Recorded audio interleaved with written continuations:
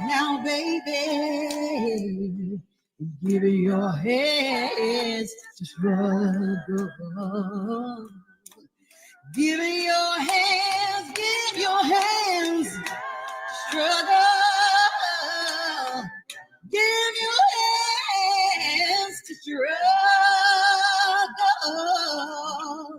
Give your hands to struggle. Give your hands to struggle. If you feel my heart break, oh, don't just count the sound waves. Oh, hold me close now, baby, and you give me your arms to struggle. If you hear my love song, if you see me crying, don't just pat it. Don't just pat my shoulder. Help me to go on. Help me to go. Help me to go right on. When you give me your strength to struggle. If you hear my love song. This meeting is being recorded. Don't just stand back. Don't stand back and listen. I need you to help me. Need you to help me sing it. Sing it right now. Will you give me your voice? Give me your voice to the struggle. Then we'll be moving. We'll be moving. Be moving. Really, really, really, really moving. Building up our union. If you give your all, give your all, give your all to struggle. Give your hands to struggle. Give your hands to struggle. Give your hands to struggle.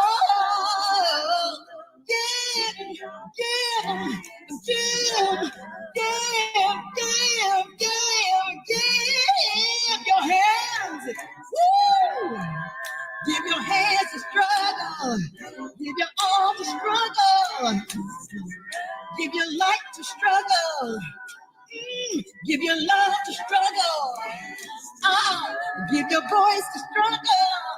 Yeah, give your words to struggle. Give your hands to struggle. Give your hands to struggle. Hands to struggle. Sometimes. Sometimes you need to moan just a little. Sometimes you need to cry just a little.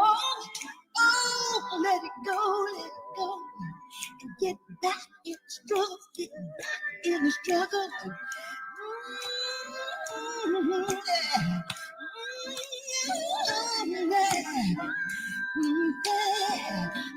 Thank you. Thank you. Thank you, for real. Need to keep your hands. Everybody snap your fingers. Snap your fingers. Yeah.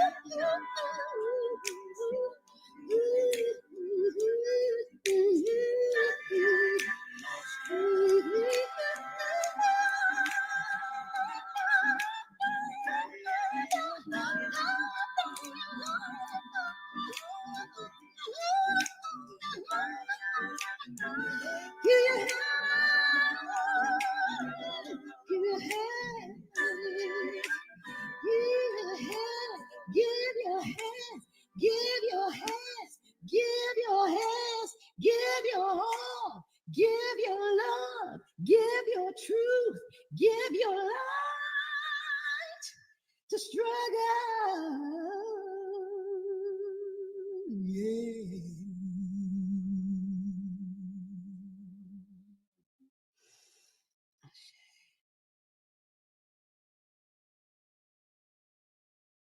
Amen. Amen. Good evening. Hello. Good evening, everybody. My name is Jarvis Benson, and I am the policy organizer here at Kairos. And I am super, super honored to welcome y'all to tonight's important gathering for the release of our new report, A Matter of Survival, Meeting Unmet Needs and Building Power in Times of Crisis. And so welcome, everybody. Continue to put your names and where you're from, where you're tuning from in the chat. But yes, thank you so much for being here.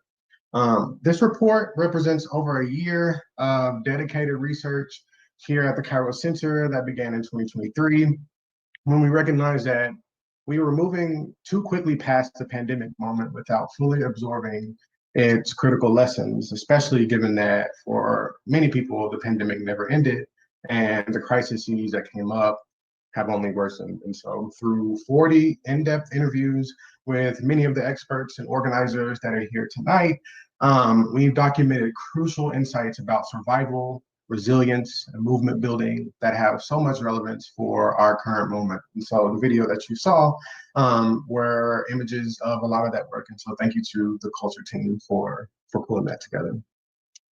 Tonight, you'll hear from 3 sets of speakers. First, we'll hear from folks who will share their insights about the authoritarian moment and movement on the rise in our country and how it's impacting the nature of our government, how it's targeting specific folks of our society, it's dismantling democratic institutions, and its relationship to belief systems organized under the banner of Christian nationalism. And our second group of speakers will share how communities are responding to these challenging conditions, focusing specifically on how meeting basic needs is the foundation for long-term political organizing and collective power. And our third set of speakers, they'll reflect on the relevance and the power of cultural organizing today and why it holds a different kind of potential in these times. And we'll close out with Reverend Liz, who will give us a vision for our next steps at Kairos and extend, an invitation for you to join us in this critical work. And so, in true Kairos tradition, we'll have music throughout the evening to carry us from one part of the program to the next one. And so we want to continuously be reminded of the power of culture in our movements. And so be ready for some good music. And yes, I also wanted to say that while we might not have time tonight for a formal Q&A session, we really encourage you to share your questions and your comments in the chat, and we'll follow up with you there. But yeah, thank you so much for being here tonight, and I will take this time to turn it over to Shally Gupta-Barnes, Policy Director at Kairos, for a few comments as we get started. Thanks, y'all. Thank you so much, Jarvis, everyone, our speakers, for joining us tonight. And mainly what I wanted to do before we hear from our first set of speakers is to share a few highlights from our report and why we believe these pandemic-era lessons are relevant to our current moment. As folks may or may not have kept track, today marks nearly 5 years that the pandemic emergency was declared. That was on March 14th, 2020. And in response to the alarming degree of need that was revealed during that time, millions of people stepped in to fill the gaps left behind by decades of inadequate public and social systems that had been defunded and dismantled for a very long time. And as we detail in this report, some of the responses that communities offered related to the pandemic itself, whether it was around PPE, hand sanitizer, water, clean air, masks, offering and making sure communities had relevant information in language. Communities also provided food, housing, childcare, emotional care, harm reduction. They made sure that students had Wi-Fi for schools and people had Wi-Fi to work and had cash on hand for any of these needs and more.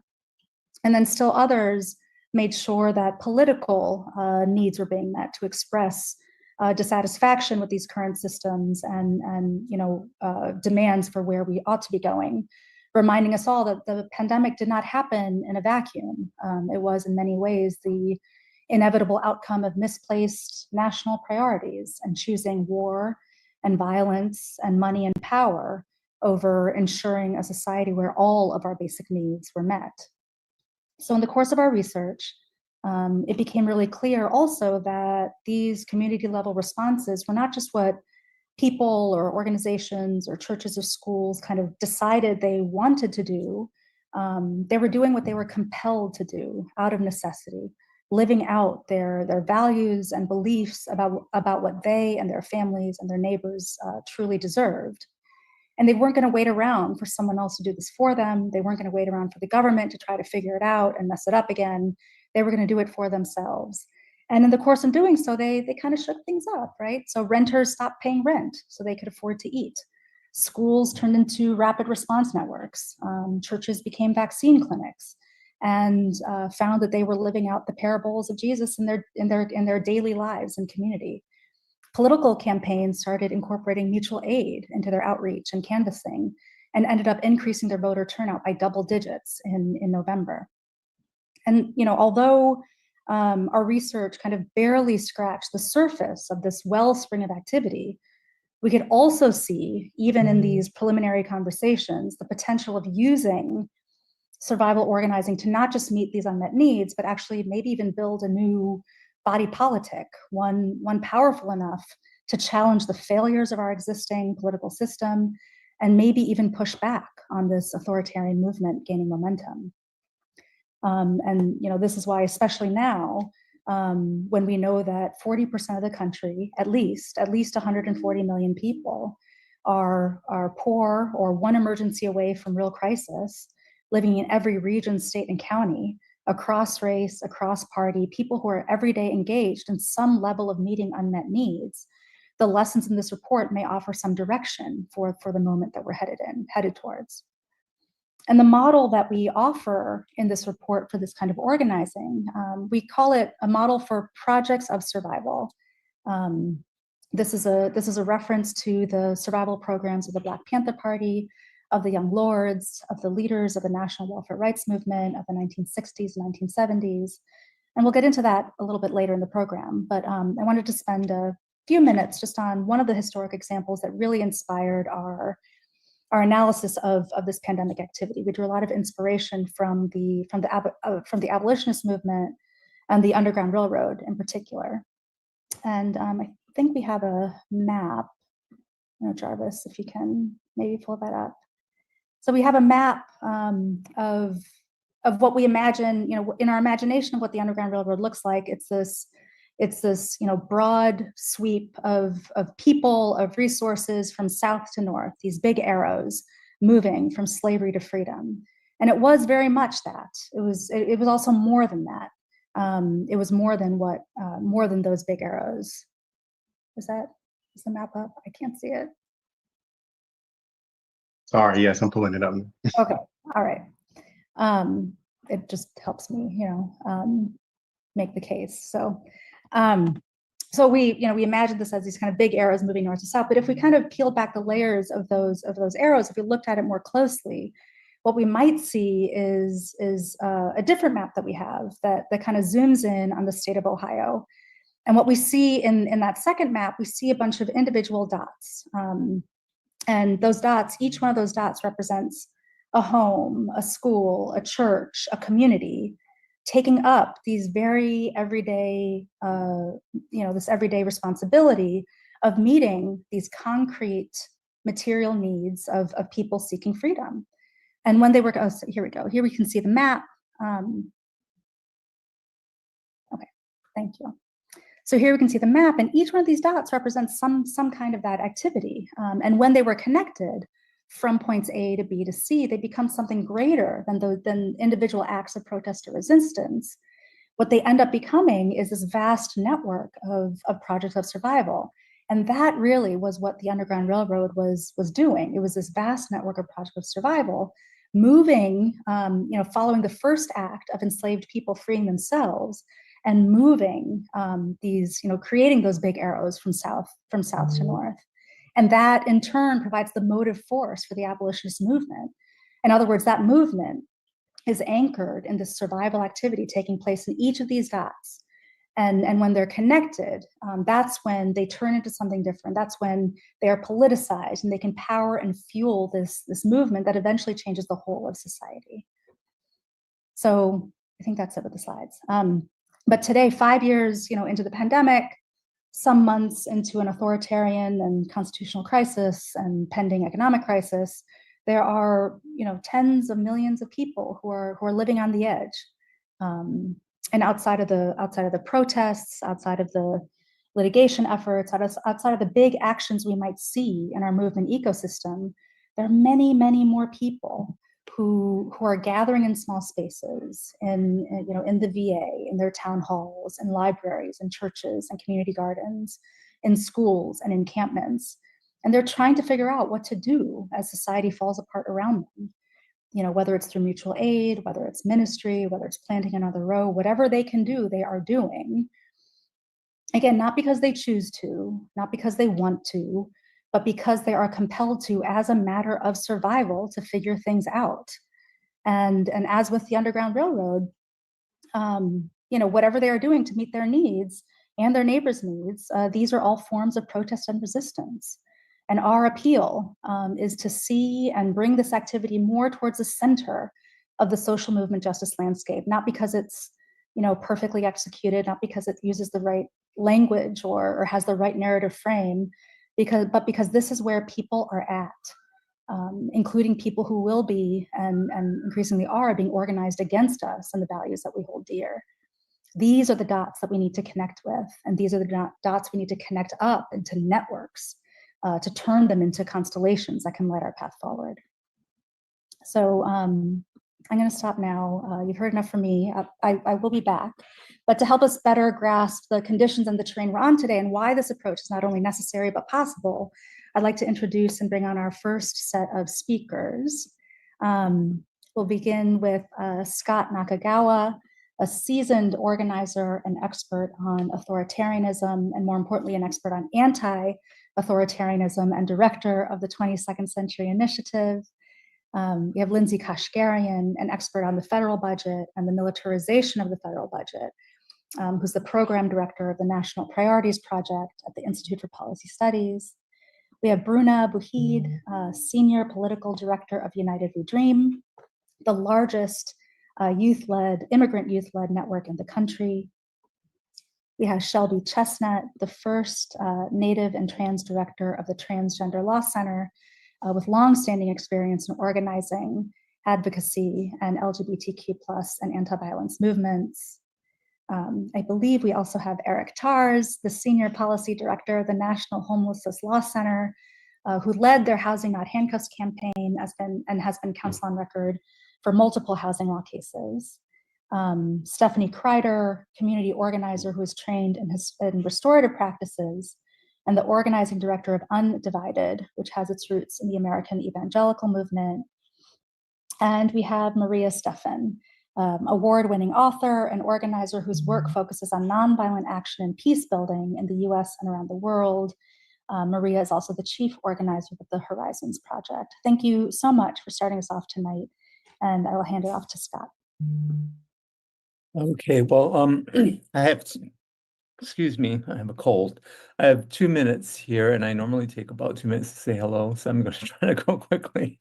So I hope to try to make some sense of the situation. I started doing work in this particular field of challenging kind of the agents of authoritarianism, from racist hate groups to, professional neo-Nazis and Christian rightists in the 80s. And back then we used to say all the time that the reason this was happening, the reason they were rising, was because of the way in which they had successfully exploited backlash to the civil rights movement, the women's movement, the LGBTQ movement, and secularization in general. Those are not totally wrong explanations, but over the years I've learned that they're not really very complete. And what has instructed me to think of it differently mainly is what's happening outside of the US.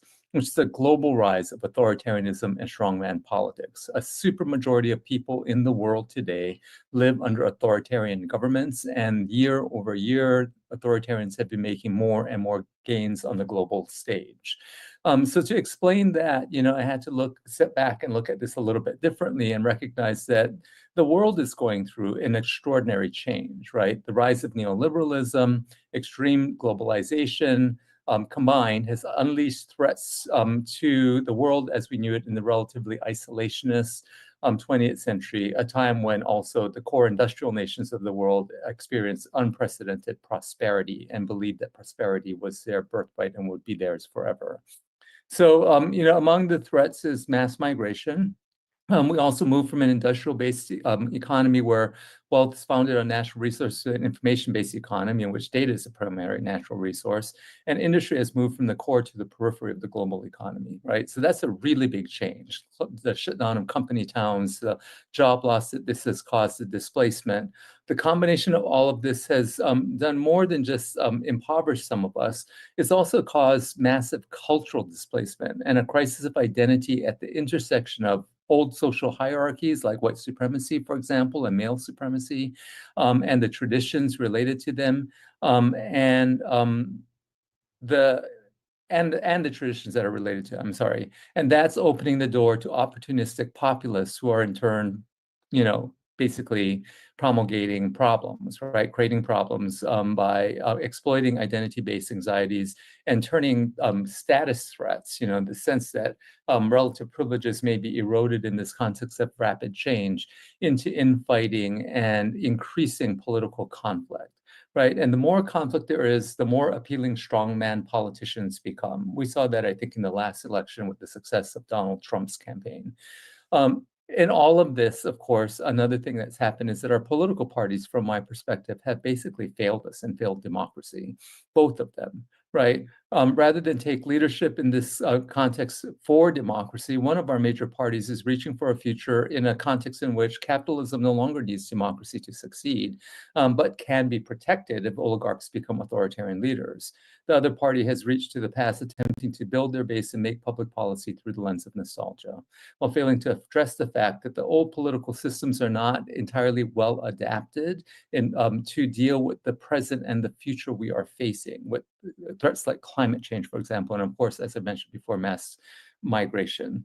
So, us regular people are basically caught between a rock and a hard place when it comes to making political decisions. And this then drives even more conflict, making strongman leaders even more appealing. So that's a kind of capsule account of my understanding of where we're at. When I'm talking to people about this, they will often ask me whether or not we're facing fascism. And I caution people not to just jump to that conclusion immediately. It is true that the far right is building fascist infrastructure, testing fascist tactics, and embracing fascist rhetoric, but we're not under full fascistic rule yet. We are, in fact, facing a kind of elite authoritarian, kind of cabal that has a mixed set of ideologies, and there's some competition between them and opportunity to actually get in those competitions and try to exacerbate those decisions. So we shouldn't give up on that yet.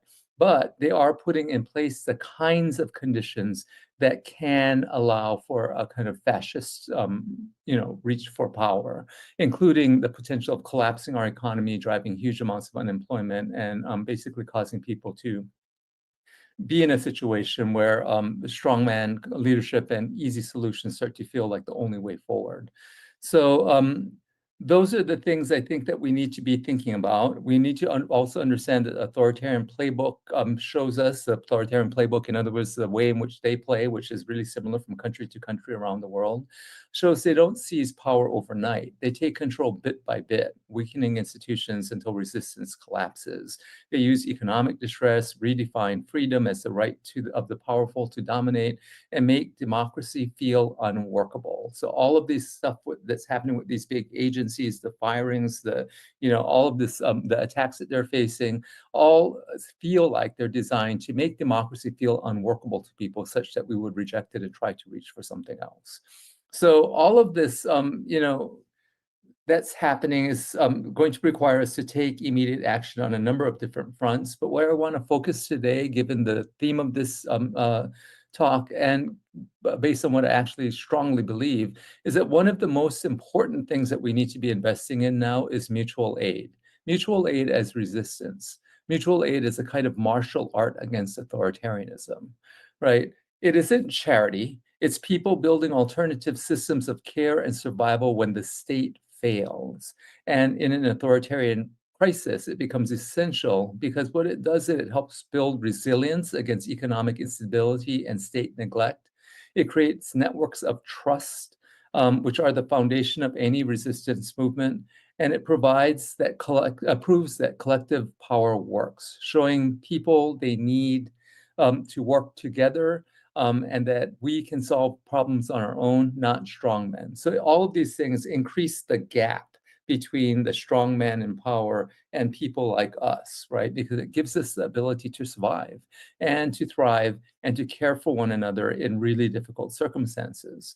We should keep in mind in all of this, and this is the last thing I'll say, that the right has been in part really successful because their organizing starts by targeting groups of people with a combination of high social capital and low tolerance for cultural change because of relative privilege. And they do it with the goal of driving cultural change as the front line of a broader political change agenda. It's part of what makes what they do so durable. They go to places with lots of social capital like churches and get people organized there, and they win commitments that go from this lifetime to the next one, and then move them in cultural arena, not just on the political front, in order to create the context in which movements can be supported and become resilient and survive many, many attacks and survive for decades. So, we can learn from some of that. We tend to organize around issues and policies, but then sub in philanthropic capital for social capital to make up the gap between dues and expenses, especially in this neoliberal context where we've taken on so much that used to be the responsibility of government. So mutual aid is one of the ways that we might be able to make up that gap and start to create the kind of context where really rich organizing can happen. So that's it. Thank you. I think I might have exceeded my time, but I hope not too much. Thank you so much, Scott. It looks like we may have lost Lindsay, but maybe Shelby, we can continue with you. Oh, okay. You good for me to go? Yes, and then we'll go to Bruna and then Eric. Awesome. Hi, everyone. My name is Shelby Chestnut. I use they and he pronouns. I'm the executive director at the Transgender Law Center. I'm just really happy to be here with all of you. I like to do a little bit of an exercise, and I can't see all of you, but you, I think, can see each other. So just entertain me here. Give me a show of hands if you think you're very clear at the outright assault that's happening to transgender rights right now. All right, I'm seeing some hands, so I'm in a good audience. I mostly say that because there seems to just be a lot of people talking about the impacts of this violence towards trans people, but not a lot of folks willing to just get tangible with it. So I'll share that most Americans polled post-election say that they support transgender rights. But the follow-up is that they have a lot of questions and they aren't always sure. So to me, I see that as an opportunity for us as a community to do some learning, which is how do we start to tell the stories of trans people so people everywhere understand it. And it's not just a trans issue. It's not just a racial justice issue. It's not just an immigrant rights issue. It's really our collective issues. So, for context, since taking office, we've all probably, unfortunately, been watching the news. The Trump administration has issued hundreds of executive orders. At least 10 of them have explicitly targeted trans people. And the first executive order on day one was this gender ideology executive order, which was like a catch-all for everything bad that they're going to do over a period of time, which includes things like investigating organizations or entities that support trans kids accessing healthcare. Since then, most of them have focused around healthcare access for youth, around Medicaid and Medicare, and then looking at, broader public accommodations like can trans kids play sports? There was an issue on transgender inmates in prison. The list is kind of endless, so I'm not going to bore you with that. And you all, you're seeing the same news that I'm seeing. But I think to me, what it means is that the campaign promise that they had to attack our communities is very true. While I think we're a very critical part of the population, we're such a small percentage of the overall population. And I think that we're certainly at this moment being used as a scapegoat for all the other issues in society, which really the price of eggs has nothing to do with our ability to access healthcare. And, unfortunately, I think our friends that might be duped by the news can turn on a thing like Fox News and see really derogatory things about our communities, that we're somehow making sports unfair for girls, we're making bathrooms unsafe. And for me, I think we have to contextualize it with the ways that all of this is really an effort to flood the zone with hate more broadly. Yes, about trans people, but really all of our communities. And I think for us, what we're needing to do as a community right now is really flood the field with resources and community-driven organizing and legal strategies. I'm going to say this as a non-lawyer, so if there's any lawyers on the call, I apologize in advance. I think that we also need to, as a movement, be really clear that we're starting to lose at the legal strategy, partly because you have a government right now that seems to not care what the law is. I'm sure moments before this, we all saw that Trump is now trying to unravel the Department of Education, which is in fact not within his purview, but he's trying to do that. I think for us, we need to also just name that while much of these legal actions that they're trying to say, they're not law, one, but I think that they're aimed to drive us underground. And in this moment, we both need to, as a broad community, become more visible and concerned about safety and security as a movement. But I also think we have to acknowledge that sometimes the visibility, while strategic, is also really dangerous. So I think for us, we're starting to think about some of the most vulnerable people. And I'll share with you one of the cases that we just filed litigation on, which I think will be of interest to you all, which is on March 7th, we filed a case in Washington, D.C., which is a class action lawsuit against the Bureau of Prisons and the Trump administration, seeking to demand a universal injunction to ensure that all trans inmates have health care and access to commissary. Because we know that while there were some preliminary injunctions for people who are in prison that are trans, it's not universal, so it doesn't impact everyone that's within custody. So this would be over the 2,000 people that are in custody in Bureau of Prisons facilities around the country. And I think, to me, as like we're seeing this broader sort of national rise and understanding of the impacts of Christian nationalism, we also can't leave out the state impacts. State lawmakers and, family foundations have been very well coordinated in planning attacks to target our communities for the last decade plus. I'm sorry, I have the worst spring allergies, so anytime I talk, I just start coughing and my eyes start watering. So I think I share that partly because, while we're defeating a lot of the bills at the state level, we're also dealing with state conditions and now federal conditions, and really to some extent more global conditions that are just really, really demonstrative to our communities. So I'm going to stick to the 2 minutes because I literally said I am that quick, but I'm going to say two things that we can do right now. I want everyone, before they get off this call tonight, to Google transgender organization in your local area.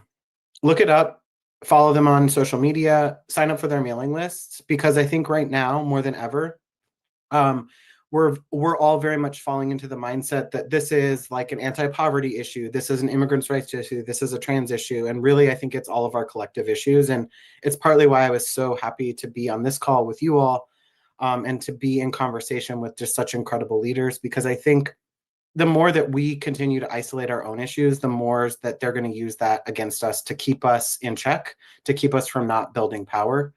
And I think if we start to have more allies show up for us, we start to demystify this like myth of trans people, because at the end of the day, restricting a kid's healthcare, whether they're trans or not, is basically a carte blanche to say, let's restrict everyone's access to healthcare. And certainly, I think, at the top of the call, we heard a lot about what community resilient strategies were around navigating COVID. But I think if it pointed anything out to our communities is just that we don't have a healthcare system that functions for really anyone unless you're an elite billionaire class in this country. So I think for me, that's just my plug, which is find the groups in your local area, whether they're trans, migrant justice, etc. But really, I think trans community, we would be so thrilled if you showed up at our state legislatures to testify alongside us that you believe in trans people having healthcare, trans kids going to school safely. And I think the more that we have allies standing alongside us, the more that we can move that conversation around. Yes, a majority of Americans support trans rights, but then they have a lot of questions, because when we can, as a community, start to answer those questions, they no longer become questions and just information that we're sharing with each other. So I'm happy to be here with all of you and hear from my other co-panelists, and just thanks so much for having me. Thank you, Shelby.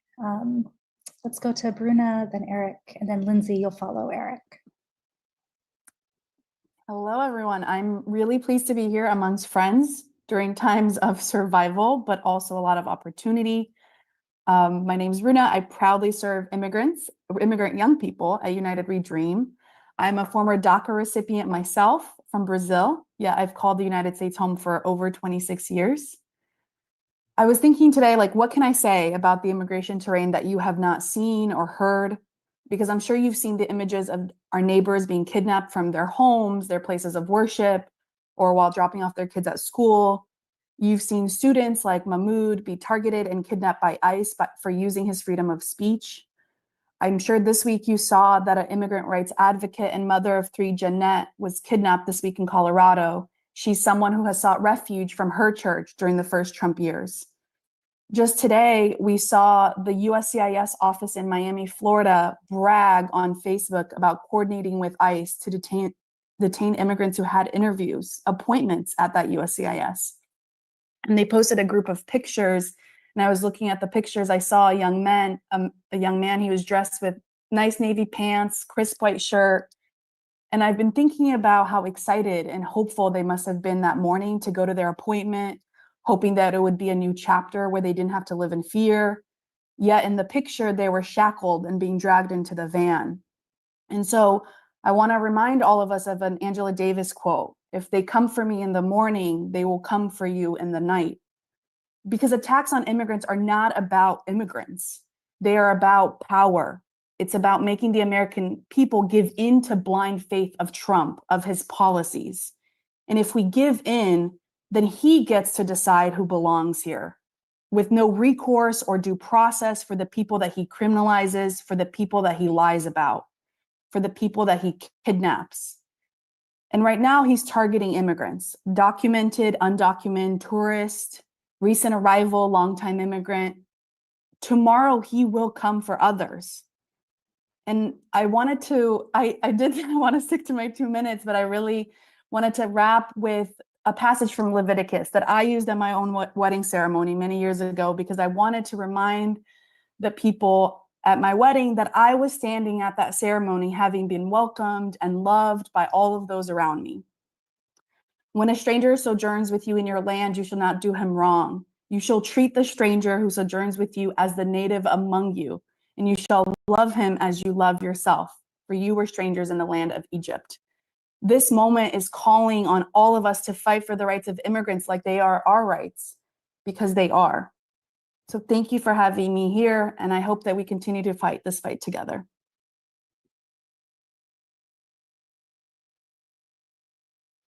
Thanks. I guess time for me to go? All right. Hey, everyone. Eric Tars at the National Homelessness Law Center. He, his pronouns. And I'm bringing the word from the streets, and the word from the streets is danger. But even amongst the danger, there is hope, and I'll get to that at the end. So last year, in a shameful decision on par with Dred Scott and Korematsu, the Supreme Court paved the way for widespread ticketing and arrests of our unhoused neighbors for simply trying to sleep and survive on the streets in a country where more than half of American renters can't afford the rent and are at risk of homelessness.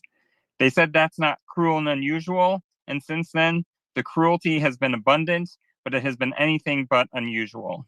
In just the past 9 months, more than 150 cities have passed new laws criminalizing sleeping or sheltering oneself, and bills have been introduced in dozens of states which would criminalize homelessness statewide based on a template from Elon Musk's friends at the billionaire-backed Cicero Institute. Some of these bills even attack the Good Samaritans who help people on the streets, such as one law in Fremont, California, that makes it a crime to aid and abet a camp, and one law in Oklahoma that would ban almost all homeless service provision in almost every city in the state. These laws are setting the stage for President Trump's ultimate vision of a national camping ban and government-run detention camps where Americans who simply can't afford the rent would be exiled. And here I'll echo Bruna, they're coming for immigrants today, but they're going to use those same detention camps that they're using for undocumented folks for Americans who simply can't afford the rent. Meanwhile, Trump is making more people homeless by withholding funding from public housing and homeless assistance programs and putting anti-LGBTQ and anti-immigrant conditions on them. And so it's going to get bad and then it's going to get worse. But I also did promise some good news. In more than half of the states where these state bans have been introduced, they have been turned back. In 9 states have introduced bills based on our Gloria Johnson Act that would reinstate the protections lost in the Grants Pass case. The message is that when we fight back, we can win. And so folks can join us at housing.handcuffs.org. We can loop you into our upcoming events around the 1-year anniversary of the arguments and rally at the Supreme Court on April 22nd. And we will stay in touch. Thank you for having us here. Thanks so much, Eric. So we're going to go to Lindsay, and then Stephanie, and then Maria to close us out for this first round of speakers.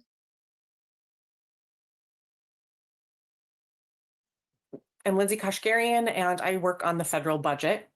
When the pandemic was at its worst, we saw the survival organizing Shally spoke about, but we also saw some of the gears of government start to sputter to life.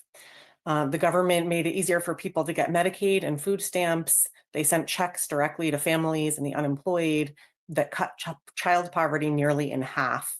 It wasn't enough, but it gave us a glimpse of what could be possible. And since then, we've seen those pandemic benefits clawed back.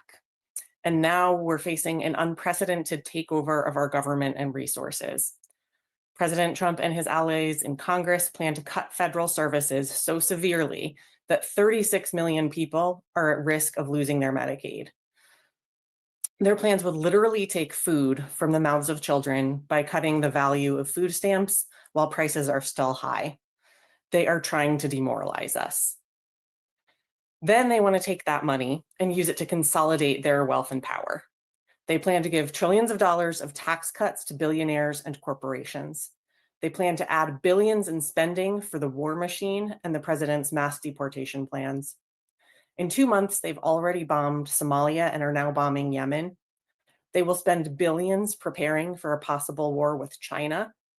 And they are detaining and deporting people for just trying to live in this country or even just daring to speak truth to power, as Bruna talked about. They are using the military for their mass deportations. And so this new report from Kairos is so important because it makes clear that survival strategies can meet the unmet needs from government, but it's also the way that we'll eventually take our government back. So I'm gonna stop there and try to stay in 2 minutes, and thanks. Thanks, Lindsay. As everyone has said, we can see from the pandemic that much was exposed. And during the pandemic, there was also an exposure of what has happened within our evangelical churches. And many people have said, how in the world is this that Christians could be this way and could perpetuate the harm and the suffering that we've seen? And I would submit to you that I think we are suffering an identity crisis, but we are also suffering from broken relationships and from a lack of action. And I have been known to say to people that I am unapologetically an activist, and now I say organizer. I am unapologetically a Black woman, and I'm also unapologetically a Protestant Christian. And let me tell you why. Because when I talk to people, whether it's about white Christian nationalism or some of the other things, white supremacy or the things that you see, I tell people do a litmus test. And when you do a litmus test and you compare it to what the Bible actually states and the principles that we believe as Jesus followers, you will see a direct contradiction to what people say that they actually subscribe to. And I often share with people that when we talk about biblical principles, there's a scripture, Matthew 22, and there's some other passages where I would tell people to refer to when you want to do a litmus test. And that is the two greatest commandments. Love God with all your heart, your soul, and your mind, and love your neighbor. And if you don't see people living up to that and honoring that, then I would submit that maybe that is not following Jesus. And when I talk to people about scripture that says that if you claim to love God, but yet you hate your neighbor, the Bible actually says that you're a liar. And so I bring that forth in evangelical spaces through a course that we've designed, Biblical Principles for Building Bridges and Loving Your Neighbor, because with the evangelical community, this is one way that we can use their own approach, their own language, their own values and beliefs to be able to resonate. And so when we focus on their story, their faith story, and the struggles that people face today, then we can approach this issue that is causing massive pain and suffering. And I believe this is the approach that we need to take moving forward. Thank you. Great. Hello, everyone. My name is Maria Stefan with the Horizons Project. First wanted to congratulate Kairos for the launch of a really important report, incredibly timely. And, you know, as I was reading through it, I was reflecting on the notion of the constructive program.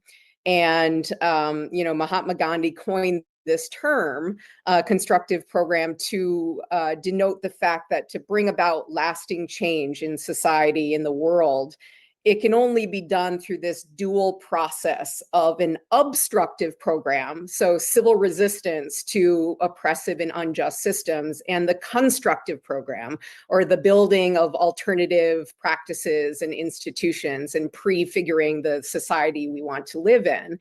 And, you know, as we've heard tonight, all the elements of the authoritarian playbook that are being meted out, causing direct harm to the people in our communities, to our families, people we love.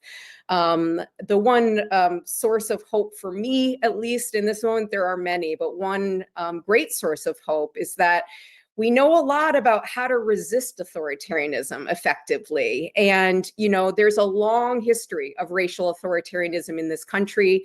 As Scott noted, it's on the rise globally. But when I think back on our greatest anti-authoritarian pro-democracy movement in our history, the civil rights movement, which enabled a multiracial democracy, what allowed for this? It was mass diverse participation in a movement. So a movement that was multiracial, that was cross-class. You know, it was the Southern Christian Leadership Conference and SNCC and the unions and every part of society engaging in campaigns of non-cooperation. So the Montgomery bus boycott, where literally an alternative institution was created, parallel transportation systems to enable that bus boycott to last for over a year. The lunch counter sit-ins, you know, all the freedom rides, all of these campaigns that were, you know, built on mass diverse participation that involved the use of lots of different tactics. And we know in this moment that being able to go from symbolic actions and protests, you know, in signs of unity, and being able to move to acts of non-cooperation. So the walkouts, the strikes, the boycotts, these are critically important to be able to resist authoritarianism. And what enables that? What enables like structure, infrastructure, community power building that allows for people to take care of each other in the face of these attacks, that allows for the building of strike funds, that allows people to resist and defy deportation orders. So making essentially authoritarianism obsolete in communities. And that is so key to the resistance in this moment. So I think, you know, the survival strategies, the mutual care, the, you know, the economic, the providing public health, all of these are so key to be able to lock arm in arm to engage in the type of campaigns and protests and acts of non-cooperation that are going to be critical to dismantling our current phase of authoritarianism in this country. So I'll leave it at that. Thank you so much. Jarvis? Yeah. Thank y'all so much. Thank y'all so much, Scott, Lindsay, Bruna, Shelby, Eric, Stephanie, Maria. Thank you so much for deepening our understanding on this authoritarian moment that we face, really showing why it's important to collectivize and politicize ourselves in this moment. And so thank you. So much support in the chat as well. But now I want to bring on our creative heart at Kairos, Pauline Pisano, who is our communications and culture digital organizer, and will lead us in song. Thank you so much. Thank you so much for all that testimony and that framing. Together, we're going to sing this song called Mean Things. It's known as Strange Things. It has many variations. It was written by John Hancock, an African-American member of the Southern Tenant Farmers Union, who defied Jim Crow laws during the 1930s under great personal risk by organizing across racial lines, using music and poetry to bring people together around their shared grievances. So together, we're going to sing about how there are mean things happening in this town and in this land. And then we're going to close by saying that there's going to be good things happening in this land because we're all organizing and building together in this land. And when we unite, good things are going to happen. So please feel free to sing with me.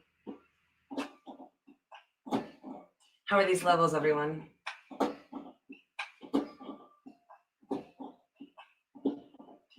There are mean things happening in this land. There are mean things happening in this land. But the movement's going on and the movement's growing strong. There are mean things happening in this land. There are mean things happening in this land. Oh, we can't hear me. We can hear We you. can hear you, but not the music. Not the piano. Piano, yes. Or the beat, yeah. Good to know. Okay, you know what? We prepared for this. Jarvis, could you play that video that we recorded a video just in case something went awry? Yes, I can. I got it right here. Thank you. Yeah. Okay.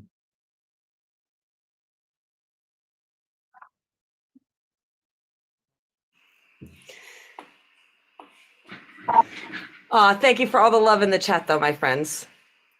I appreciate it.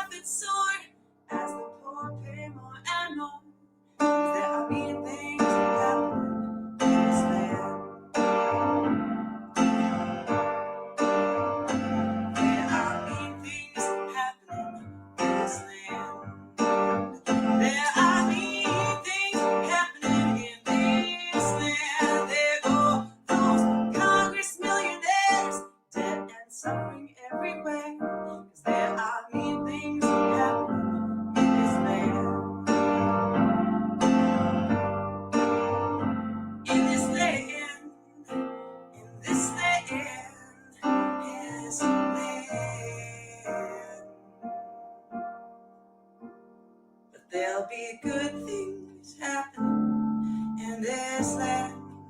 I know there'll be good things happening in this land. 'Cause when the dispossessed unite, the end of poverty is in sight.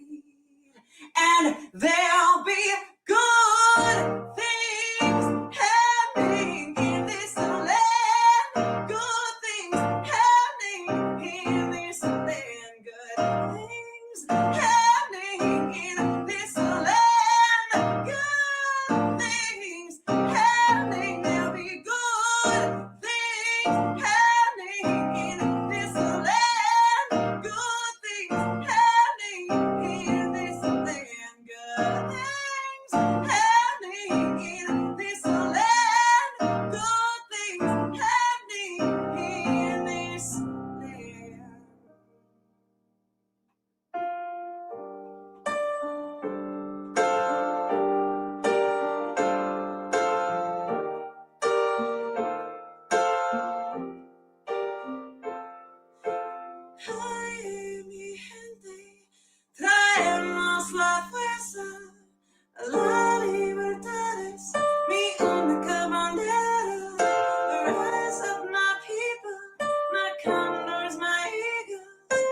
no human being will ever be legal.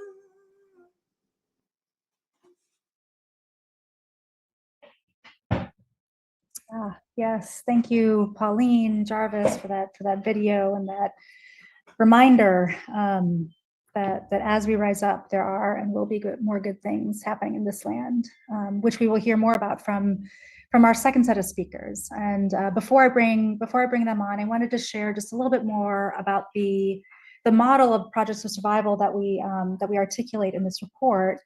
As I mentioned, and Jarvis, we do have that one slide if you want to pull that up. We use the term project of survival in reference to the survival programs of the Black Panther Party, welfare rights organizers, and others.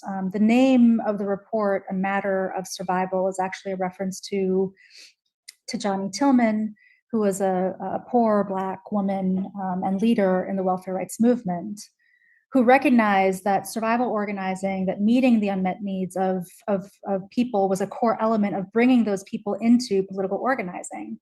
Even if those projects couldn't address all of our needs perfectly, they were a way to show how our needs could actually be met if only society was organized to do so. And this is why the Panthers called them projects of survival pending revolution. And so the model that we put out has two dimensions to it to capture these two dynamics. The first, which we call these kind of defining characteristics, is just what the day-to-day work looks like of actually meeting basic needs. This is the foundation upon which anything else becomes possible. And then the second dimension kind of offers these principles about how to build on that foundation, to politicize that activity, to orient it towards long-term movement building. And these were all elements that came up through our research, but also looking at past ways that movements and political organizers have engaged in projects of survival towards real significant social change.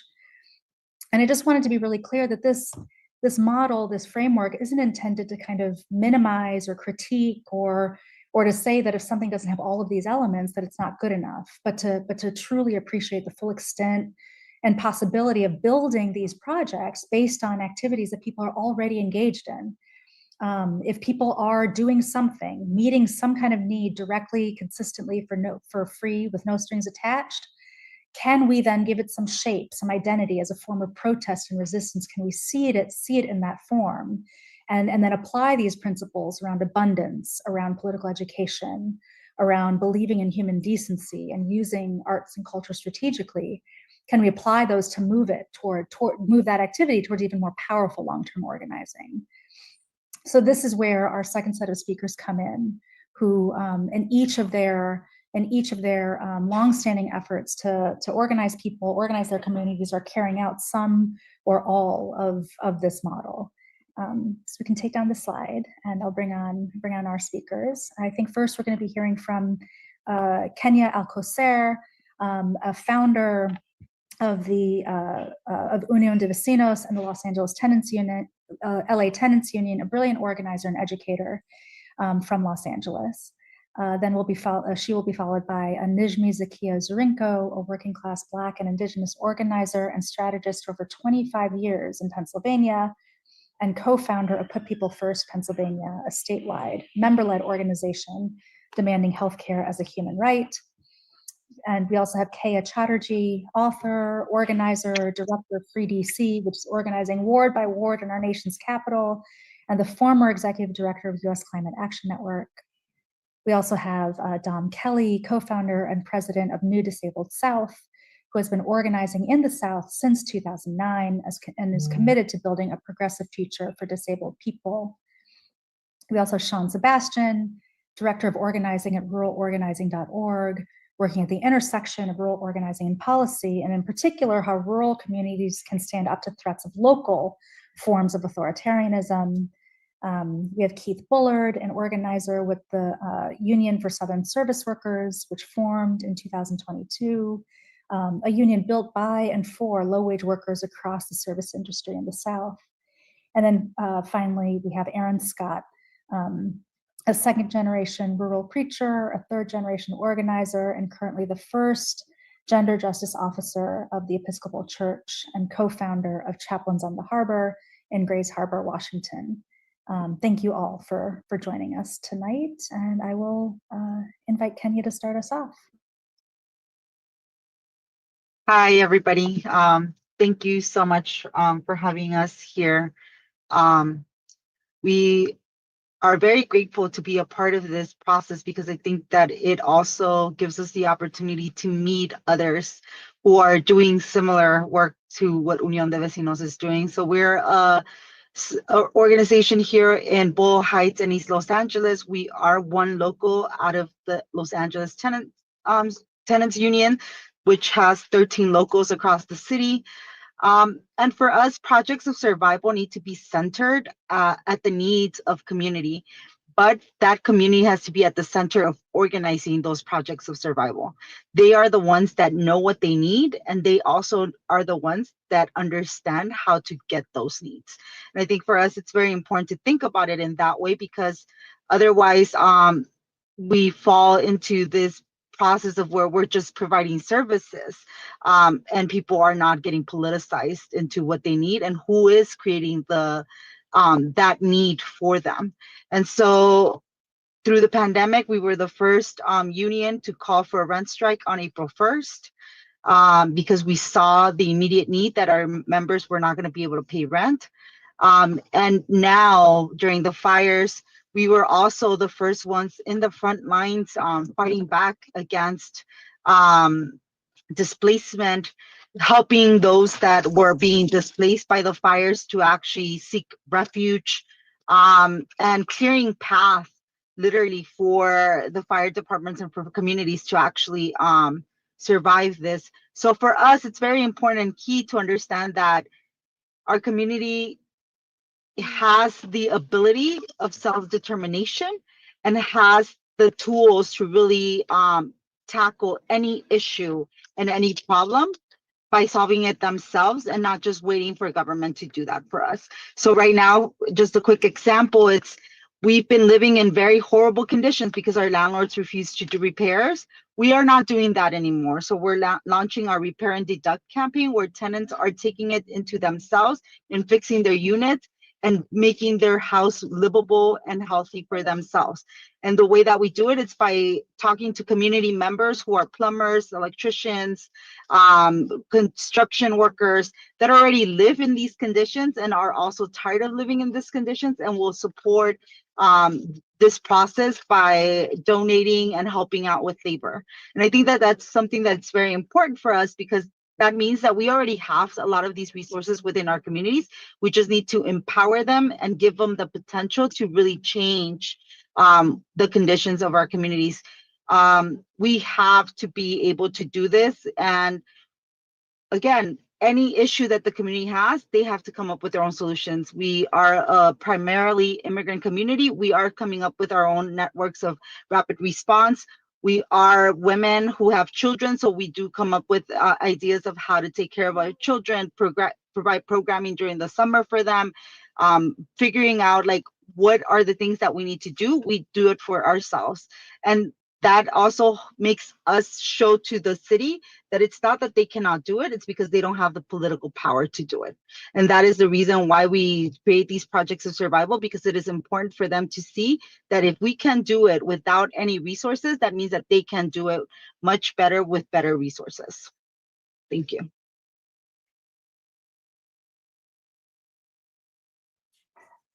Thank you so much, Kenya. Hi, everyone. I'm so glad to be here with you all tonight. First of all, I just want to say thank you to everyone here for everything that you do. I know everyone here is working extremely hard and maybe doesn't always get the thanks that you deserve. So I want to be someone who just says thank you so much for all that you do. My name is Nijmi Zakia Zarinko, calling in from Susquehannock lands in central Pennsylvania. And tonight I'm speaking from the vantage point of organizing something called the Medicaid Cutoffs Organizing Drive, which began in early 2023 under what we call the Great Medicaid Purge, and some others call the Unwinding, which occurred under the Biden administration which resulted in one of the largest losses of healthcare in this country's history, with 25 million people being cut from Medicaid. These attacks are continuing and deepening under the Trump administration. This organizing drive is politically independent and is happening with the National Nonviolent Medicaid Army and the National Union of the Homeless together in more than 15 states across this country. And we would like to invite all of you to get involved because we are all impacted by this crisis and we need to unite with each other.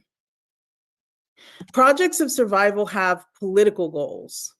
They are a form of protest and political education. They have a goal of base building and leadership development, in addition to meeting our needs. In understanding that our rights come from struggle and that change comes from below, not from above, we set ourselves the task of organizing the 140 million people in this country today who are poor or one healthcare or housing emergency away from poverty. We approach projects of survival not through the lens of charity, but coming together for support, survival, and strategy. These projects arise out of the necessity of something that Dr. King called the torturous work of building permanently organized communities in thousands of places across this country. Our people's clinics, free health clinics, educate people about their healthcare rights, provide health screenings, ask agitating questions like, what would your life be like if healthcare was a human right? Sign people up for Medicaid and support people to appeal Medicaid cutoffs. We're not just here to help others, but to save ourselves. We still face great mental fortresses in understanding that the poor and dispossessed are capable of organization and leadership. Psalm 118, verse 22 says, "The stone that the builders rejected has become the cornerstone."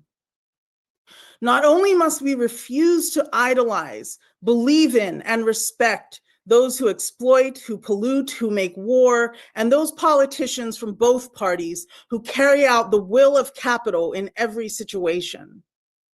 But we must also value, admire, and develop as leaders the people who have learned to make a way out of no way, who have endured incredible loss, yet find a way to keep going, who have very little but continuously give. Dr. Huey P. Newton said, "To fail to combat this disease is to submit to genocide. To battle it is survival." All these programs satisfy the deep needs of the community, but they are not solutions to our problems. That is why we call them survival programs, meaning survival pending revolution. We say that the survival program is like the survival kit of a sailor stranded on a raft. It helps him to sustain himself until he can get completely out of that situation. So the survival programs are no more answers or solutions, but they will help us to organize the community around a true analysis and understanding of their situation. When consciousness and understanding is raised to a high level, then the community will seize the time and deliver themselves from the boot of their oppressors. Thank you. Thank you, Nijmi. I think Kaya, yep.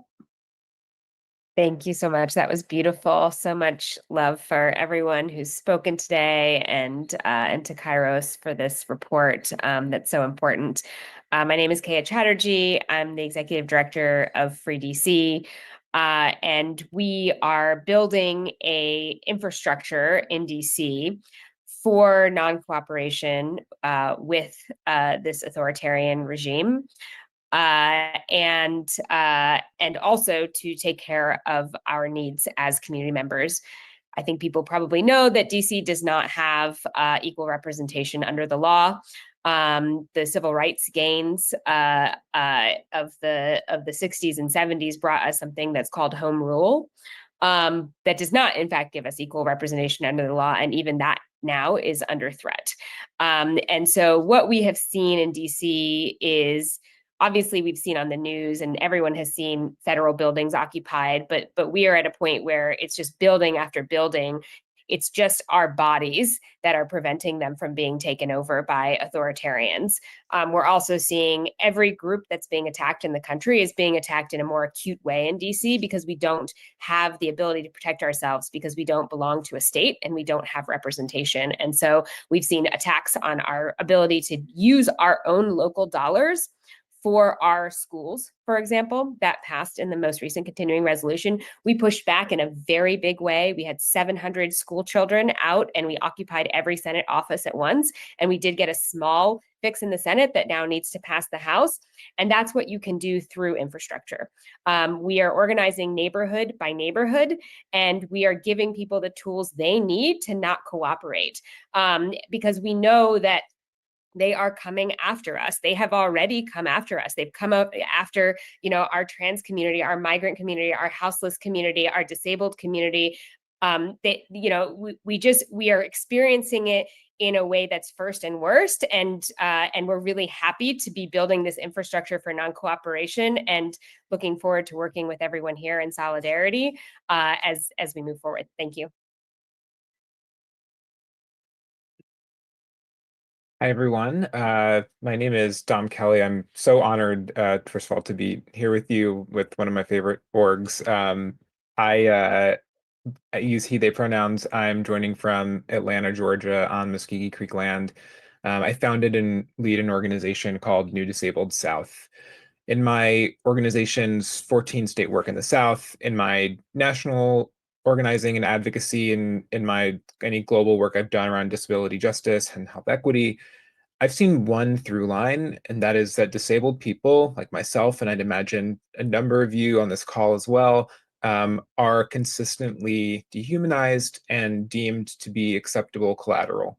That unfortunately has not changed between presidential administrations, in fact, ramped up through the Biden administration's abandonment of disabled folks during this ongoing pandemic, his funding of genocide and mass disablement in Gaza and more. And now it's been actually exactly 2 months today of the Trump administration, and disabled folks have again been, and this time even more, in the crosshairs. For those who maybe are not aware of all that's happened within the disability community, a few things. As first week, Trump blamed the tragic DC plane crash on DEI, and specifically the hiring of disabled people at the FAA, which actually led to a measurable increase in reports of discrimination and attacks on disabled people. 17 states across the country joined a lawsuit to get rid of Section 504 of the Rehabilitation Act, which ensures that disabled students can get their needs met in school, among many other things, healthcare access, things like that. States right now are trying to reverse the Olmstead decision that ensures disabled people can live in community rather than being institutionalized. We've already heard about tonight that Congress is trying to gut Medicaid. Over 10 million people with disabilities rely on Medicaid for healthcare. What else? The Department of Education is being dismantled, which leaves the education of disabled students in question. We've seen mask bans across the country, or attempts at mask bans across the country, even in so-called blue states. And actually just last night, the Trump administration removed 11 pieces of guidance around the American Disabilities Act enforcement from the DOJ website as a step toward, we believe, dismantling this landmark piece of disability legislation. And then every attack on trans folks, queer folks, Black folks, immigrant communities, any other marginalized community is an attack on the disability community, and vice versa, because disabled people are a part of every single community. Throughout this pandemic and long before, the disability community has survived through mutual aid. And I really love that Scott emphasized the need for mutual aid in this moment. And that is really what our organizing should be centered around. Interdependence is one of the most important principles of disability justice. And disabled folks have this joke that we pass the same $5 around from person to person. But that's because we've learned how to take care of each other. So in this moment, I hope that all of us can learn a lesson of survival from disabled folks, who have had to create systems of mutual aid and care networks in order to survive generations of systemic oppression. My org, New Disabled South, is focusing on this and more this year. We're building on our mutual aid work that we did last year during the southern hurricanes. We're working to protect disabled immigrants, organize disabled workers. We're expanding our base in faith communities in rural parts of the South, and a lot more. So I would love for you all to join us in our work, disabled or not, and be in solidarity with the disabled community in this very difficult fight ahead. Thanks. Hi, everyone. My name is Sean Sebastian, and I'm the Director of Organizing at ruralorganizing.org. I'm from Iowa originally, and ruralorganizing.org is an organization with 600,000 people who have taken action, rural people who have taken action with us all across the country, in every state, and in those rural places where there just isn't any other organizing infrastructure. There's no organization, and those folks are kind of not connected to any institution or organizing effort. Scott spoke really powerfully about how neoliberalism wiped out factory towns, and that was particularly true in rural areas. And even though every rural community is completely and totally different, it's a common thread that we see in a lot of rural America, that jobs leave, and with the jobs, union presence, and people leave, and community institutions fold up. And what's often left is what we call civic deserts, where there are no community organizations, and there aren't even really any places for people to just gather and like talk with one another. So what we've found in our work is that it's really, really hard to do community organizing if there isn't a community. And we need to actually, before we do a lot of political organizing, we need to do community building. And the best way to do that community building in places that are civic deserts and don't have that basic infrastructure is by just meeting people's most basic needs and bringing people together through culture and having fun. So when you're kind of starting from zero, you can try, and we have tried this many times, to drop a canvasser in and have them knock doors cold in these places where people aren't really even talking to each other. And it just does not work. And the thing that does work is happy hours and pancake breakfasts and making sure you have childcare available so parents can come too, and also doing food distribution and mutual aid protecting drug users. And this is also the way that our members who are in really, really tough territory, we're talking 80-20 Trump counties, 70-30 Trump counties.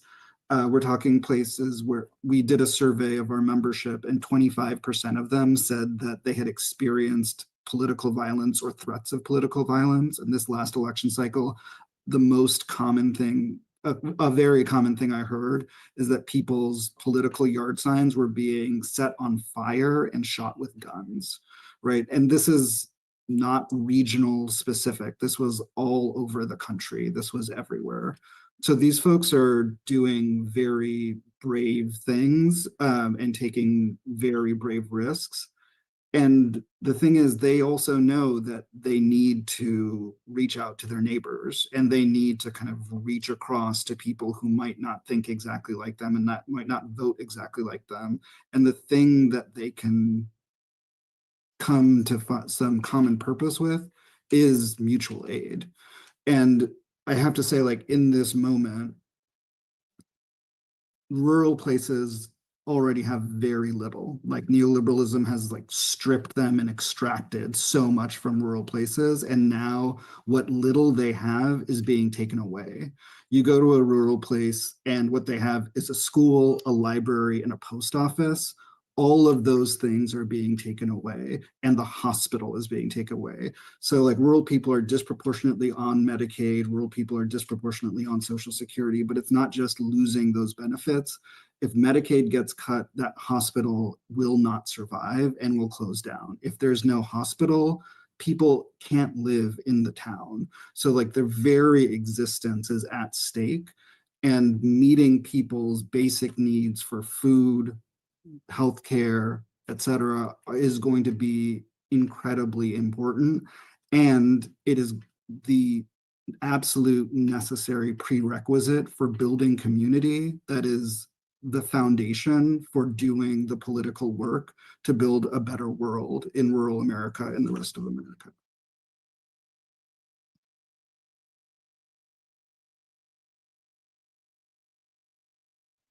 I think we have Keith and then Aaron. Oh, wow. Thank you all for having me on. And if I can be brought up and mentioned in a group like this, man, you know, I'm already blessed and full. Wow. So project, you know, my name is Keith Bullard. I'm the Deputy Director for the Union of Southern Service Workers. Projects of Survival is something that that we experience a lot. I mean, just in our day-to-day lives for our members, there's, I call them survival methods and tactics that they, operate in just to be able to get to work, just to be able to, like Sean said, to have childcare, while they're at work and things. And so projects of survival show up in many ways. One thing I would just quickly bring up that was very special, and blessed to witness.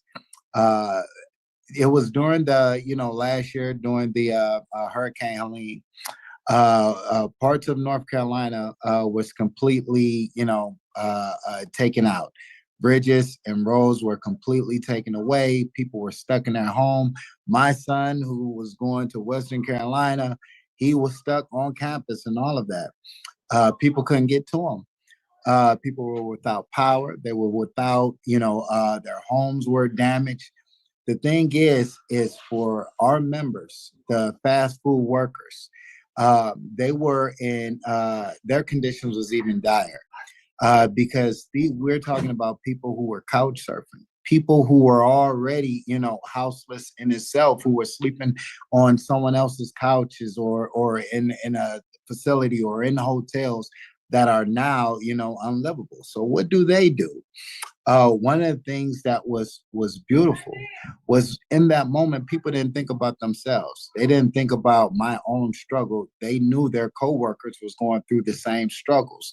And they began to come together to say, hey, okay, how do we get gas?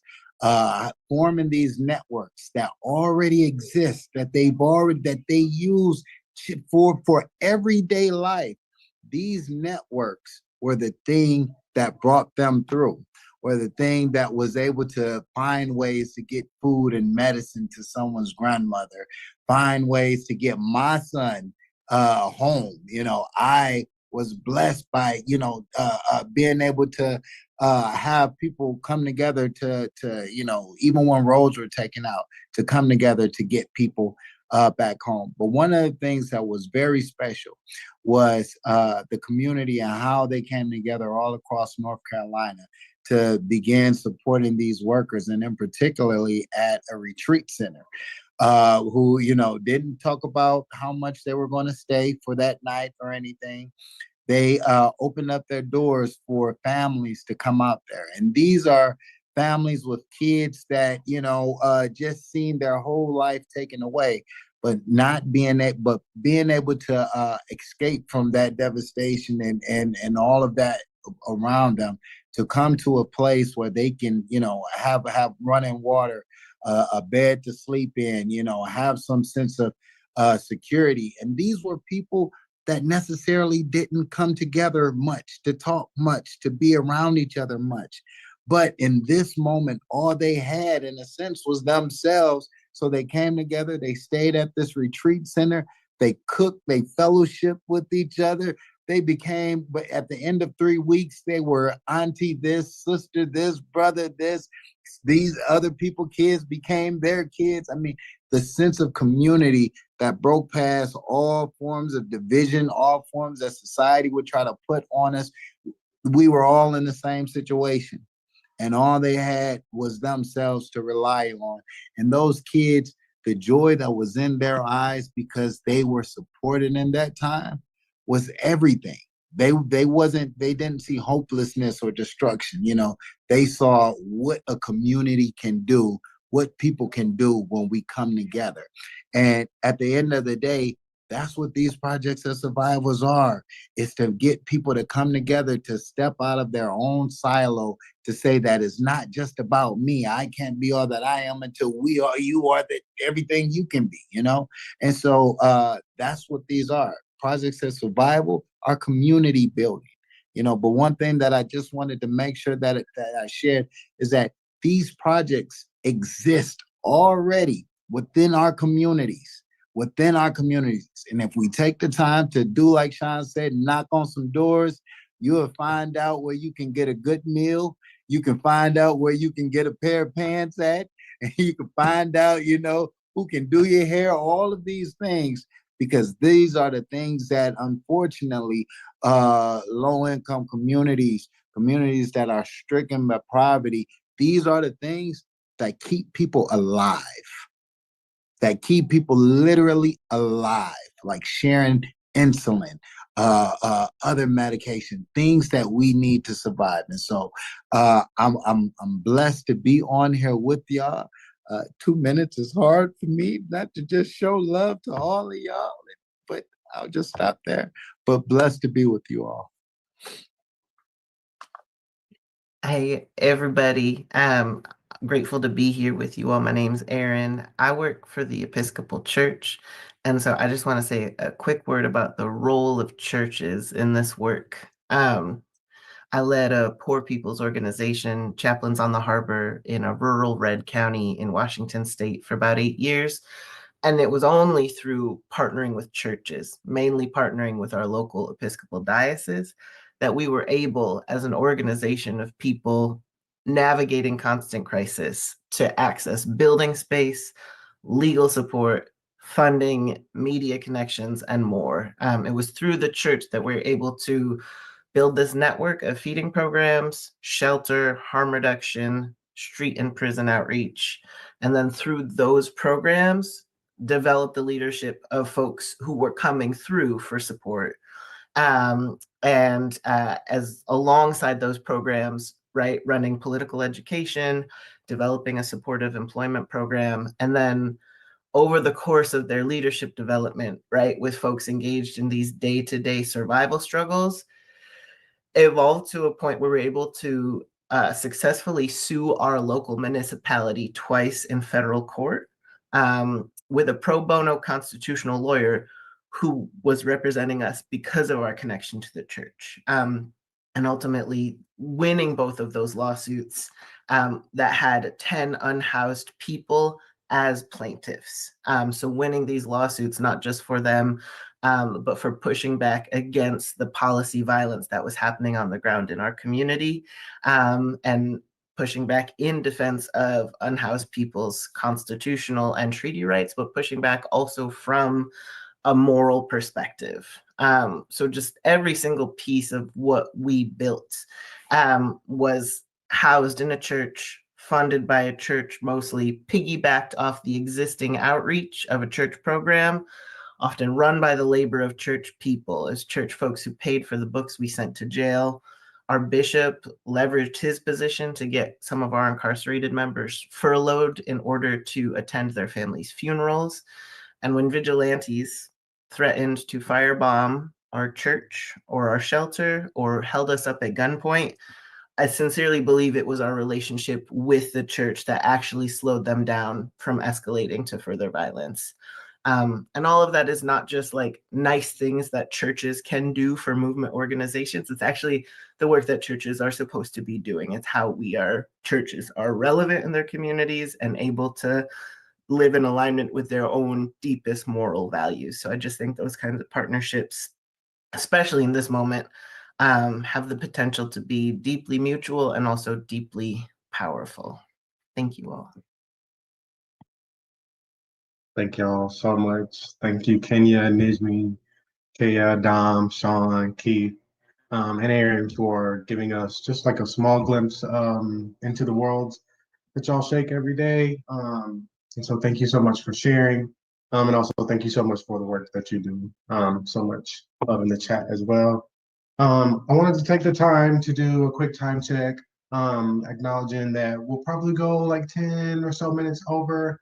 But if folks are okay, we'll move through the rest of our program. I want to use this time to introduce and bring on DJ Pastor Rock, or Reverend Chris Wiley, queer, disabled, United Methodist elder and founder of Cripple Underground, a platform to elevate marginalized artists to share their voices of protest. And so, Reverend Chris, I'll hand it to you.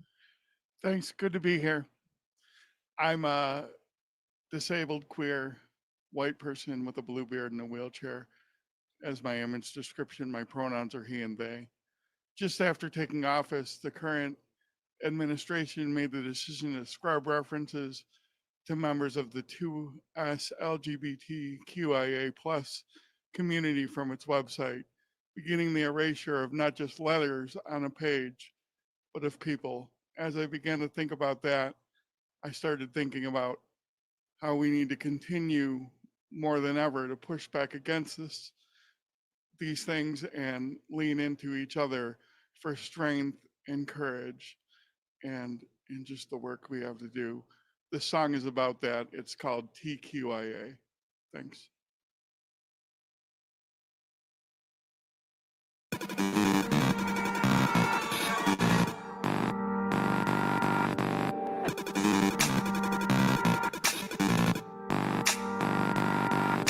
Affirmative action, destruction, distraction. The world's on fire while racism runs. Unwell yourself, our wide slide right. Drag me, slag me, kill and toe tag me. You say I need a doctor to heal me from ills. You're peddling junk and give it poison pills. Well, here comes a cure. Let me give it to you straight from my queer crippled ass. There'll be no debate. I'm TQIA. TQIA. I'm TQIA. TQIA. I'm TQIA. Say it real loud. I'm here and I'm staying. You know that I'm proud. Fighting oppression since the day I was born. Leave me behind, the object of scorn. Try to erase me, you'll never replace me. Chase and debase, you're the only disgrace. Love's addition, hate takes away. Listen again, I'm happy and gay. I'm TQIA. TQIA. I'm TQIA. TQIA.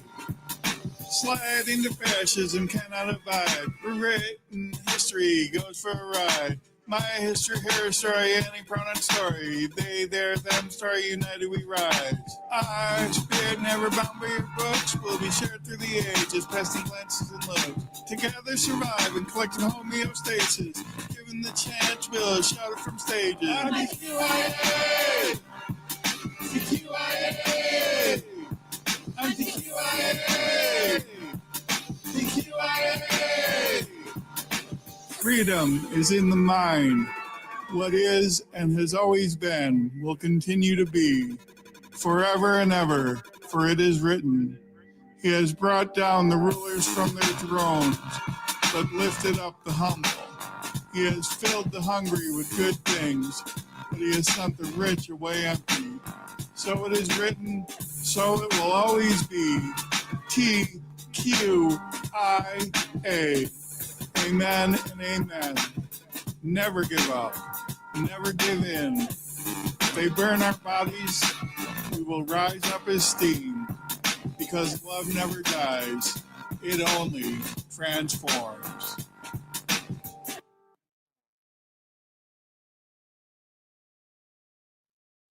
Oh, wow. DJ Pastor Rock, Reverend Chris, thank you. Thank you for that.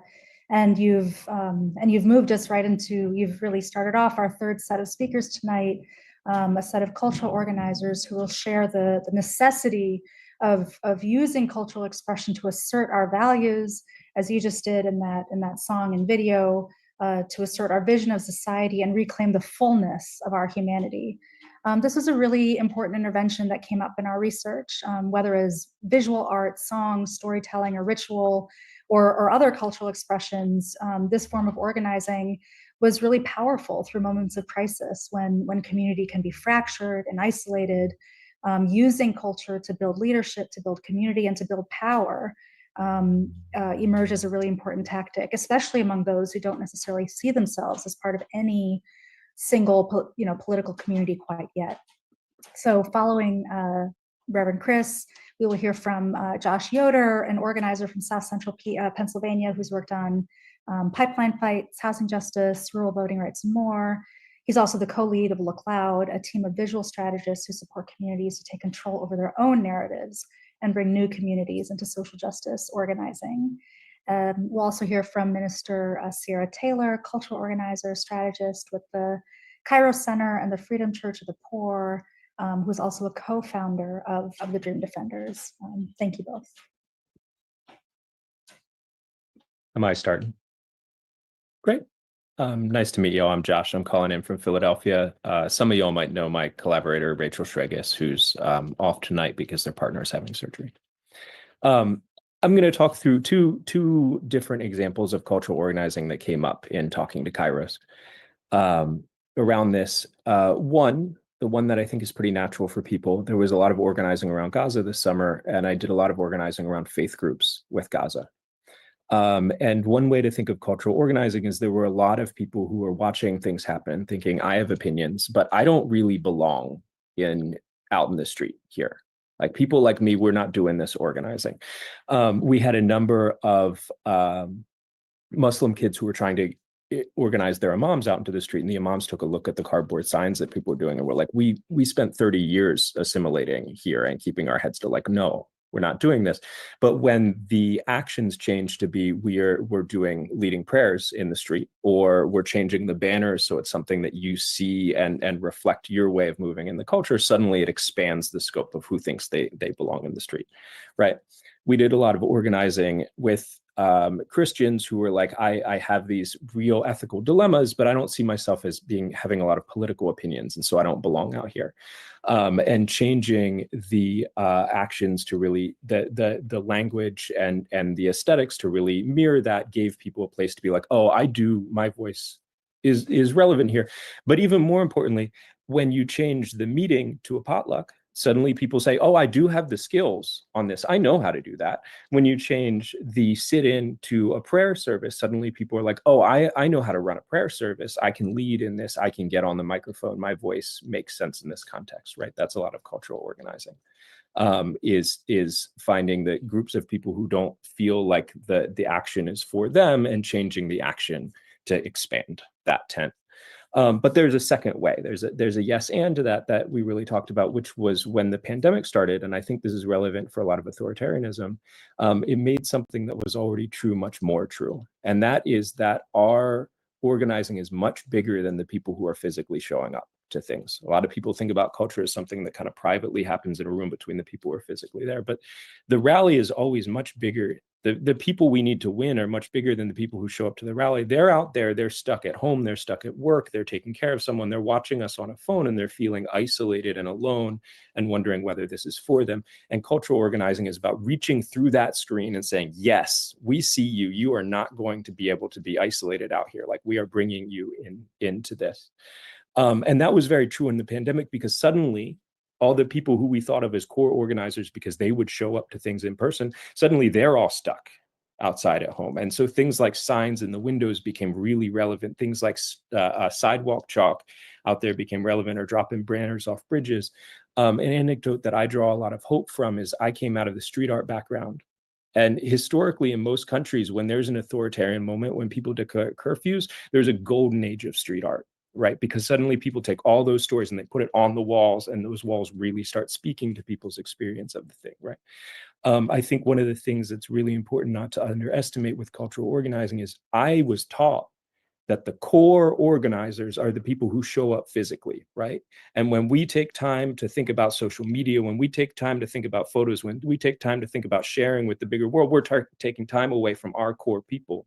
But the truth is that, especially in these moments, our core people are never just the people who show up, and culture never fits inside that room. And so taking the space to put that out there in the world so that people can see and respond to it, that's a real core to where culture blossoms. That's it. you so much for that, Josh. I've just really appreciated Look Loud's work. I'm so glad that we can do this together. And the work that you did on the report itself, like the imagery. And thank you to everyone who's joined tonight. I was texting Shallie, I'm like all weepy. I feel like this year has just been shit. And then we're on this call and we're hearing all this goodness and these good stories and just really appreciating that. Damn, okay. So music and ritual. Music and ritual hold a very unique and transformative power in our community, much like the power of visual art that Josh was sharing. And they're just not expressions of culture or the decorations that we put on top of our organizing work or our actions, but they're actually acts of themselves, of reclamation, of resistance, of leadership development, community development, and survival, as we've been talking about tonight. They remind us that our stories, our voices, our breath, and our heartbeats are interconnected, shaping the fabric of who we are and who we want to become. My dear friend, colleague, comrade, and sister in the struggle, Sharon Rebar, often talks about when we sing together, and this is scientifically proven, our breathing aligns and our heartbeats find each other in rhythm. We create a collective pulse that embodies the strength of our movement. Because song is more than just melody, it's an invitation into the movement, as Josh was saying, a call to action in its own right. It gives voice to our politics and embodies our soul, embodies the soul of our community, helping to define and shape not only who we are, but who we aspire to be. And ritual too plays a profound role. Often we think about ritual as something old or rigid or exclusive. And a couple years ago, the culture team at Kairos began to explore the role of ritual in our network. And we found that ritual is an important part of our culture and our communities. And they grow out of familiar practices that mark important moments in our lives and also how we assign meaning and value to our community. And so we define ritual as Kairos, as Freedom Church of the Poor, as a purposeful and symbolic practices that emerges from, evokes, and nurtures profound layers of feeling and thought. It is grounded in our lived experience, our stories, our needs, our authority, our desires. As such, ritual embodies the values and intentions of our community and serves to deepen and repair relationships to one another and the world around us. Ritual is an intentional practice that affirms and expresses our values, identities, and sense of belonging. It is a way of claiming the power, beauty, and love that we know we need in our world right now.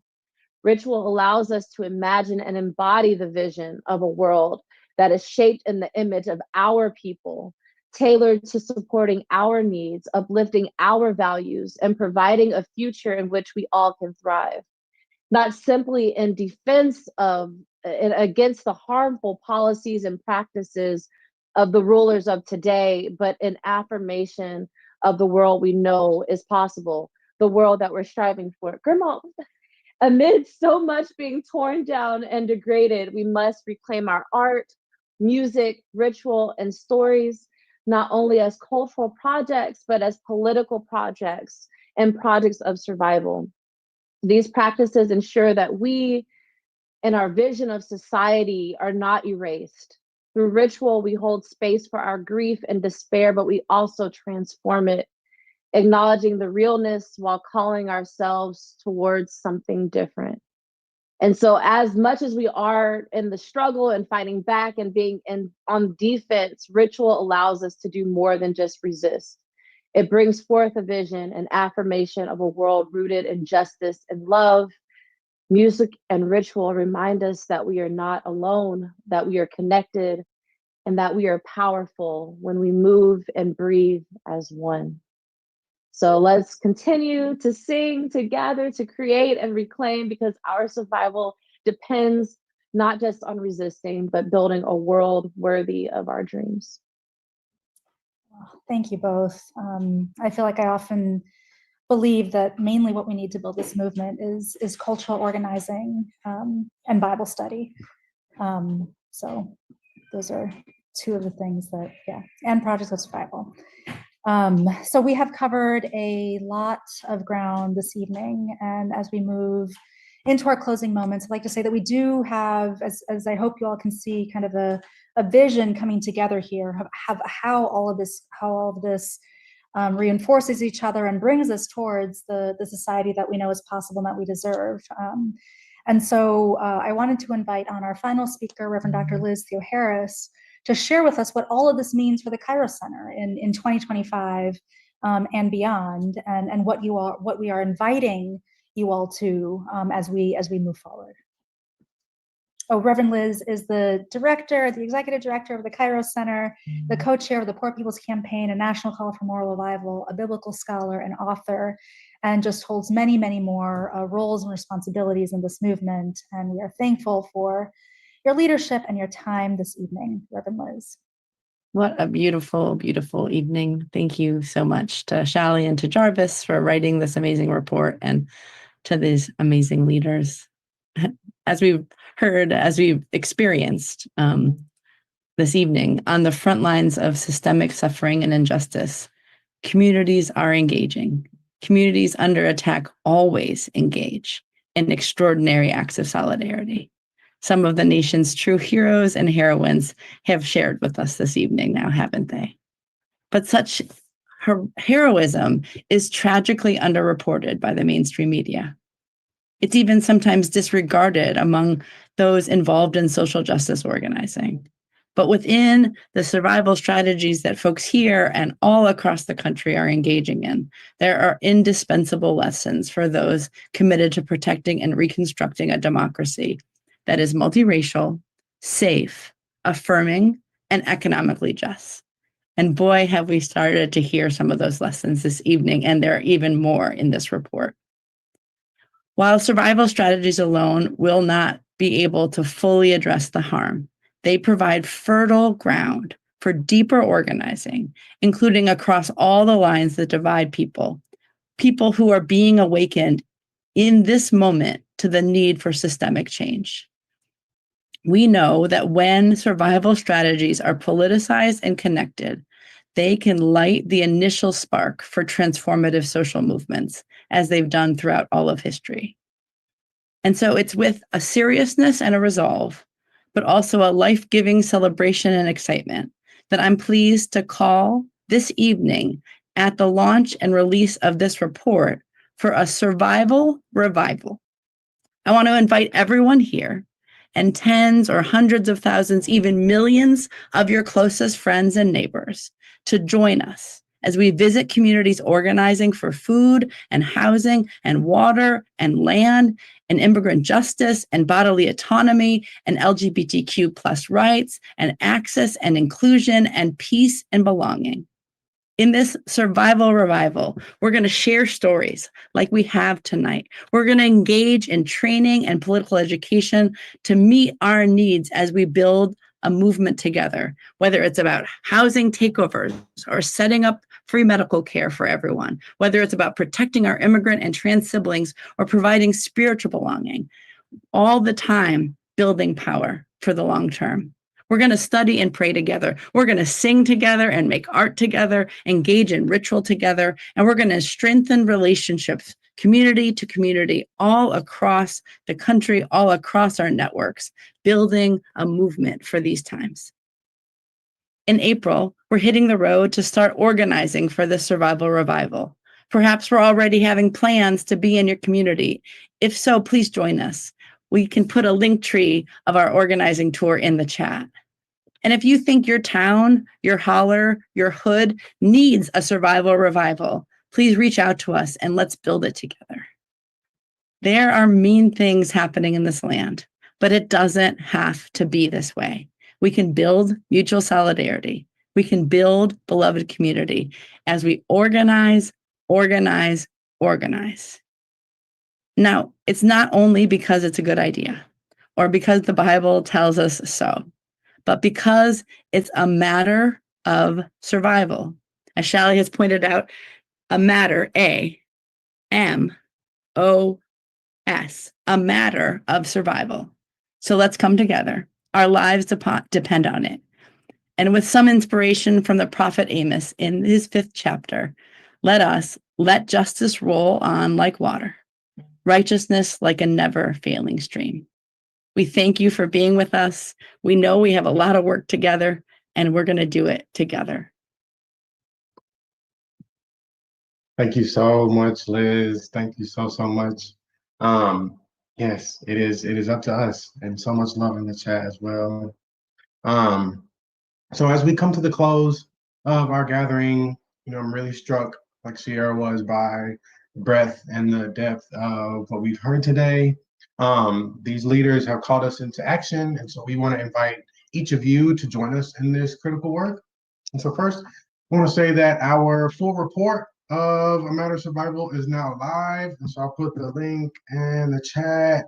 But I really encourage all of you to take a deeper dive into the stories and the lessons that we've collected there. As you can tell from tonight, the voices that are documented there really provide inspiration and practical guidance for us.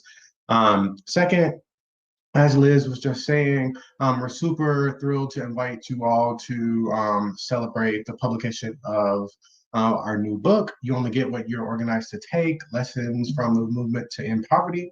And so if you're in New York City, please join us for a celebration and book launch party at Union Theological Seminary.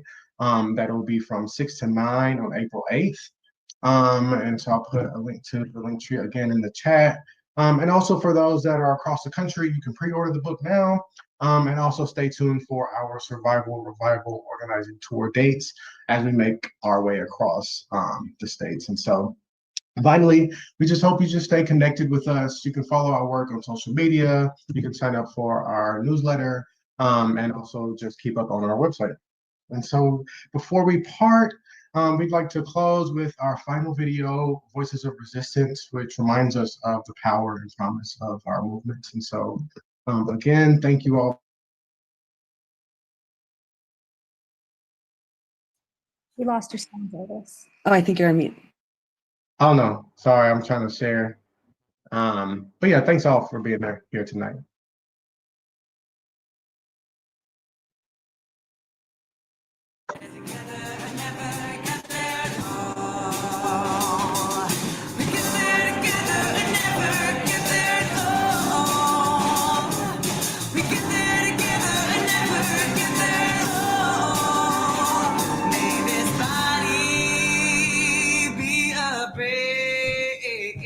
For the healing of this land, may the river flow through us, cleansing greed from our hands.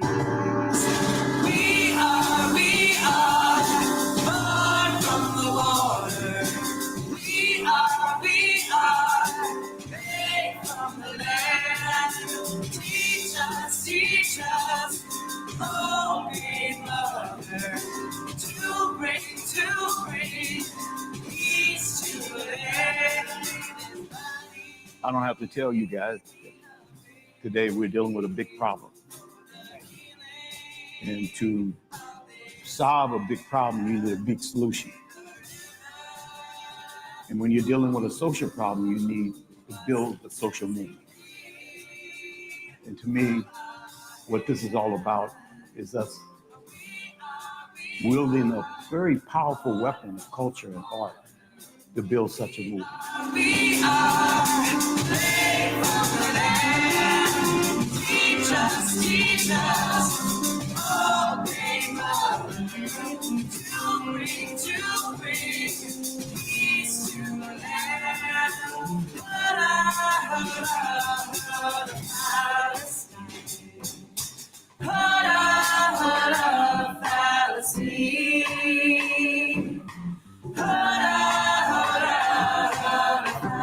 Palestine.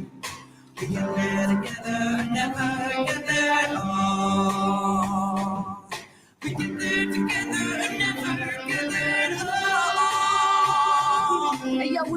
rise together as offspring of the mortals. Ancestors open portals, path balanced as we hold you. We know you have led us, the system has bled us. Suppression never lets a reason to. We have to get up and stand up for our rights. And stand up for your rights. And stand up for our rights. And stand up for your rights. We are the children of the ones who did not die. And we are the children of the people who can fly. And we are the children of the ones who persevere. We are fearless, we are strong, and we're ready to carry on. We are fearless, we are strong, and we're ready to carry on. We are the children of the ones who did not die. We are the children of the people who can fly. And we are the children of the ones who persevere. We are fearless, we are strong, and we're ready to carry on. We are fearless, we are strong, and we're ready to carry on. I say we're ready to carry on. I say we're ready to carry on. I say we're ready to carry on. I say we're ready to carry on. I say we're ready to carry on. I say we're ready to carry on. I say we're ready to carry on. I say we're ready to carry on. I say we're ready to carry on. I say we're ready to carry on. I say we're ready to carry on. I say we're ready to carry on. I say we're ready to carry on. No one is getting left behind this time. No one is getting left behind. No one is getting left behind this time. We get there together and never get there alone. We get there together and never get there alone. We get there together and never get there alone. No one is getting left behind this time. No one is getting left behind. No one is getting left behind this time. We get there together and never get there alone. We get there together and never get there alone. We get there together and never get there alone. We get there together and never get there